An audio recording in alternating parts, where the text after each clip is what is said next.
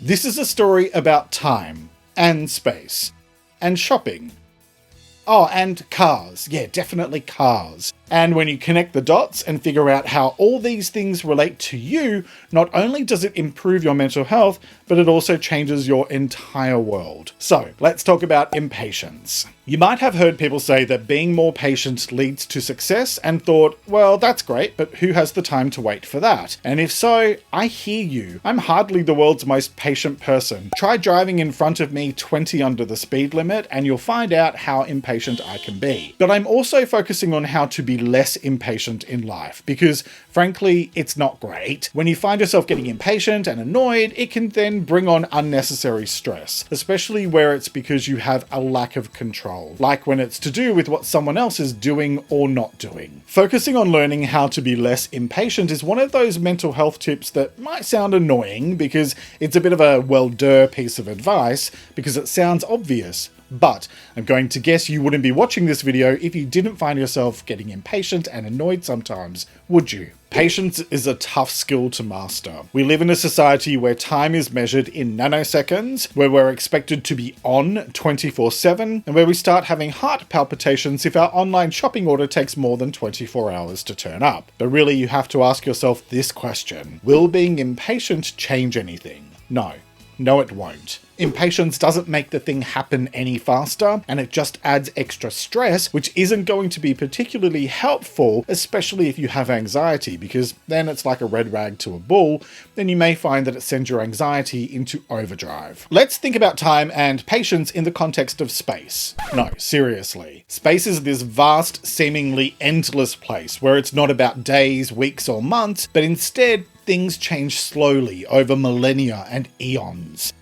Now, I'm certainly not saying you should learn to be that patient, and listen here, Australia Post, if you start taking eons to deliver my shopping, then we're going to have words. But thinking about the bigger picture really does help you to put things into perspective. Most of the stuff we allow to frustrate us on a day-to-day basis really doesn't matter in the big scheme of things, and you probably won't remember it in 5 months, let alone 5 years. So, here are 3 ways that you can learn to be more patient in life, starting with breathe. Because impatience and frustration are emotional responses. And when your emotions are heightened, what happens is that your brain can kind of hijack all rational thought for a few seconds. If you just react to those emotions, then you're going to wind up doing or saying something you'll probably regret later. Instead, just pause and gently breathe for at least 10 seconds, longer if you're really worked up, so that then your logical and rational mind can catch up with your feelings. Why? Because that's what you need for my next point. Ask yourself why you're being impatient. And if you try doing that when your emotions are in red alert mode, you'll find it hard to see that bigger picture I talked about before. When you feel a bit calmer, think about this. Is this situation life or death? If it is, then by all means, please stop watching this video and run for your life. But if you're not being chased by lions and tigers and bears, then here's your chance to dig a bit deeper and build greater self-awareness so that you can respond in a more thoughtful way to whatever you're really feeling. For example, I might get annoyed when I'm stuck behind a slow driver, but often it's because I've crammed too much into my diary for the day, and so I feel rushed. So no wonder I feel impatient, because I'm stressed about being busy. Instead of taking that out on the world, I can instead choose to find a more balanced approach to my workload so that I'm not overwhelmed by the slightest inconvenience. You see the difference? When you know what is really going on, you can address the root cause instead of just putting a band-aid over the symptom and wondering why it keeps on happening. Okay, next, use the wait. Because waiting is inevitable sometimes, and like the Borg said in Star Trek, resistance is futile. Back when I lived in Melbourne, my doctor was a lovely guy, one of the kindest ones I've ever met, but he could not run on time to save his life. I even once tried booking in the first appointment of the day, and he still ran 35 minutes late even though he was there at opening time. My point is that there are always going to be situations where things are out of your control and you end up having to wait. You can either let it send you into an impatient meltdown, or you can plan ahead and use the time to your benefit. Listen to a podcast. I know a good one, and it's linked in the episode description. Catch up on some work.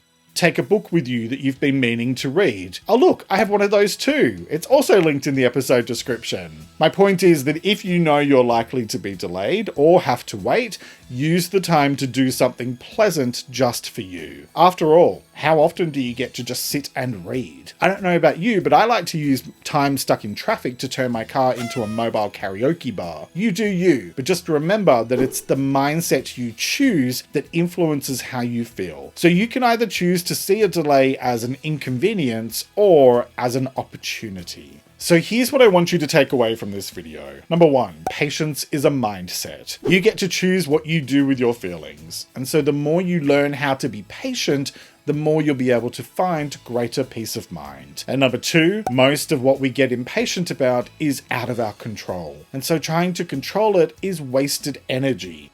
Make your peace with what you cannot control and let it go so you can focus on what you can control, which is you and what you choose to do and say, because that shapes what happens next. So, how are you going to be more patient? Let me know in the comments below, and I'd love to know what you feel in general about managing impatience. You can explore this topic further in episode 145 of my podcast, Let's Talk About Mental Health, and it's linked in the episode description. And I mentioned self-awareness before, which is one of the most important skills that you can learn in order to improve your mental health and well-being.